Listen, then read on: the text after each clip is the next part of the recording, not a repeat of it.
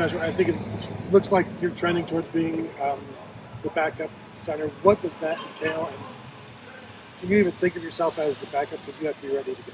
I think it's just about every day you're going out there and executing, just playing as hard as you can, going out there and just showing great effort.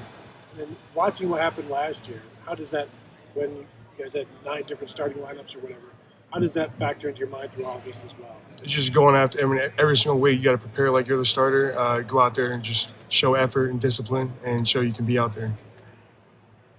What do you like about center? Oh, what'd you say? What do you like about playing center? I like the way you can control the line, make sure everyone's on the same page, ID in the front, making sure the calls are right, just putting everyone on the same page. How do you think you're doing with that? I feel like I'm great. I feel like I've definitely improved from the past 2 years. I feel like I'm comfortable. I can ID the fronts. I feel like I've seen every single front, so just like it's all about comfortability, just being in the right spot. Has Carson given you any advice throughout this fall camp that stuck with you? You said what? Has Carson given you advice throughout this fall camp? Yeah, I feel like me and him both just piggyback off each other. We see something, we'll definitely like tell each other, hey, I think I see this, and he'll be like, hey, I think I see that, and it goes back and forth like stuff like that. Apologize if you've been asked this already, but Seth McLaughlin obviously was not here last year. He spoke very highly of you at the combine. Mm-hmm. What did you learn from a player like that who had kind of been through the ringer a little bit? And what kind of things can you take away from somebody like that? Yeah, I feel like someone like Seth, he's played so much ball. So, just picking his mind and seeing he's seen everything, like every single front, every single blitz. And like just being able to pick someone like that's mine, it's great. And you can learn so much from it. In terms of, is that like an on-field thing or is that an in the film room thing, study habits or? It's both. It's definitely in the film room. And then if you can translate that in the film room onto the field, I feel like that's what makes you elite. Josh, you've gone through the freshman stuff now. You're a veteran player at this point, even though you haven't really started that many games. What have you thought about some of these freshmen that have come in, whether it's Jake or Javon? I assume you've gotten some reps next to them at least as well. Yeah, I feel like this freshman class is definitely a good one. I feel like Jake has definitely taken that next step. He's definitely coming along really good. So is Carter. Carter's coming really good. And then so is Javon. Javon's definitely taking that next step. What's the hardest part about adjusting as a freshman offensive lineman in college? I mean, obviously, you're not going up against high schoolers, you're going up against first-round picks, but what is the biggest adjustment, do you think, for freshmen? Yeah, I'd say, like, for me, being from Ohio, we don't have spring ball. Yeah. So, just, like, coming in as an early enrollee, you really have never played, like, football in the spring. Mm-hmm. So that's another, like, big factor. Like, offensive linemen who haven't played in the spring, I feel like it's a big shocking moment, and you, like, have to learn real quick or you're going to fall behind. How big of a deal is it, you think, for the guys who come from states where they do have spring ball? Is that an advantage? It could go both ways. I feel like as a lineman, if I had spring ball, I feel like I could probably develop a little quicker. But there's some cases where people from Ohio like develop just like that. So it can go either way. Just all depends about the player. Center's your primary position, but have you done any rotation along the line throughout the fall camp? Yeah, center's my primary position, and my secondary is obviously guard. I played guard a couple of times, so. How are you liking that transition? What do you think that you have to work on most within that transition from center to guard? Just my footwork. Just making sure I'm not stopping the ball, so I got to be good with my hands and my feet. Just being on the right things. Josh, you came in here with Austin. How have you seen Austin grow from when he got in here to where he is now? Yeah, oh yeah. First my freshman year being with Austin, I feel like Austin was just like a quiet, dude, like a guy who like stayed in his own lane, did his things, did everything right. Till now, Austin's a great leader. He's making sure everything's right, putting guys in check, and going out there balling, playing every single position on the O-line that our coach asked for. For him to be able to make that transition from guard last year, now he might be the left tackle. What have you seen from him in his game that's allowed him to do that? Yeah, it just shows that like he's one of those guys that we can lean on, and he's just a dog in general, like one of those guys that we can count on. Josh, what has it been like? What have you seen from this defensive tackle group? Oh my! I feel like our defensive tackle group is definitely trending. Caden McDonald is definitely one of those guys that's going to be really good this year, and we can rely on. I feel like he's definitely been one of those guys hard to block, and same with Will. Will has taken great strides compared to last year. I feel like he's a whole different player, and he's playing really good. Tegra mentioned that when one group comes in, when one group comes out, another group comes in, but each group brings a different style.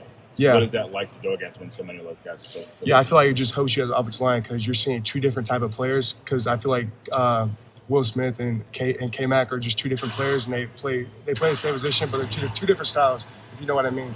And it's just good to see that as an offensive lineman because you can. It's just good. It's just good seeing stuff like that because every single week you're facing someone new, so like you can adapt quickly. What makes Caden and Will different from each other? I feel like K Mac's one of the more of those like straight up like he's gonna bull rush you, and I feel like Will is just like slippery. I feel like he's really slippery and really good with his hands, really good with his feet. But so is K Mac. K Mac is really good. He's working his feet. K Mac's feet this year compared to last year is a whole different person. And I think his conditioning level has improved a lot. K Mac is one of those guys who can go out there and play 40 to 50 snaps. You mentioned, Austin, how impressive it is playing many different positions as he has in the last year. Is there a different level of appreciation that you guys have on the offensive line for how difficult that is to do? To move left to right, inside, outside? 100%. I feel like my respect for Austin goes. It's so great. It's so great.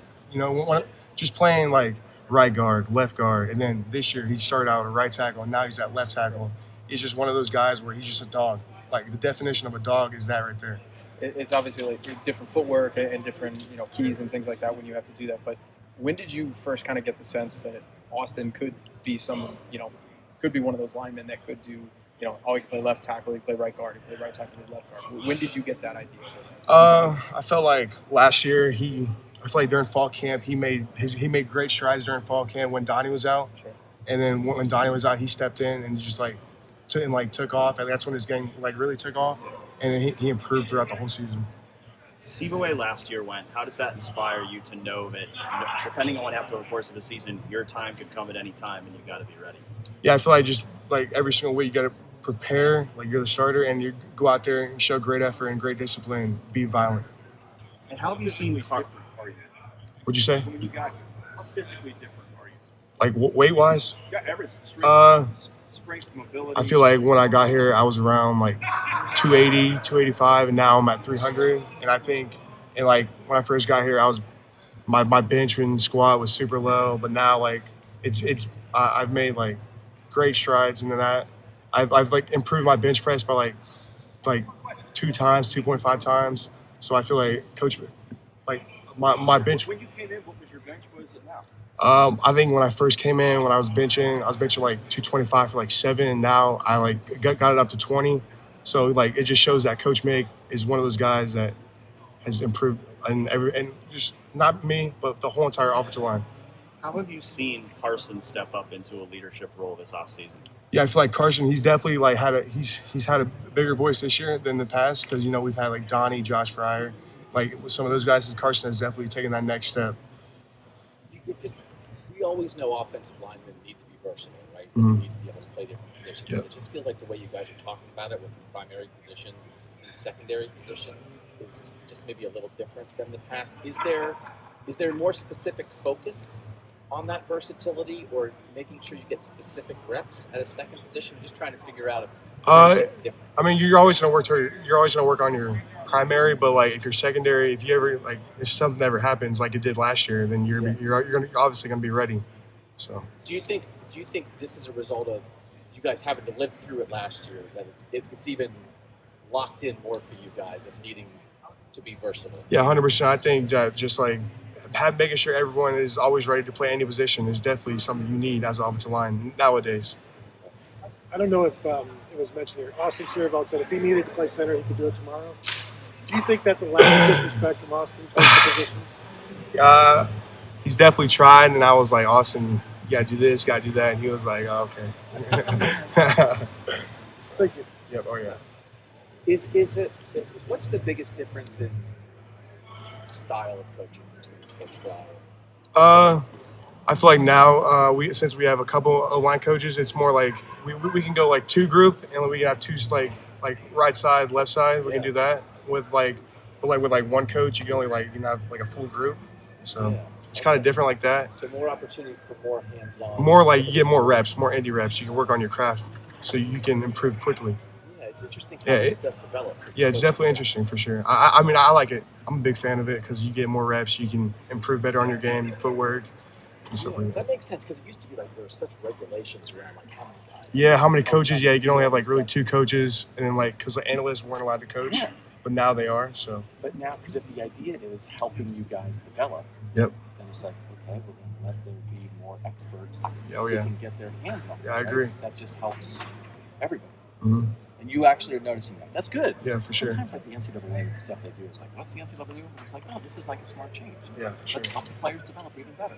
So, Good. Okay. Thanks for your time, man. Thanks, Josh.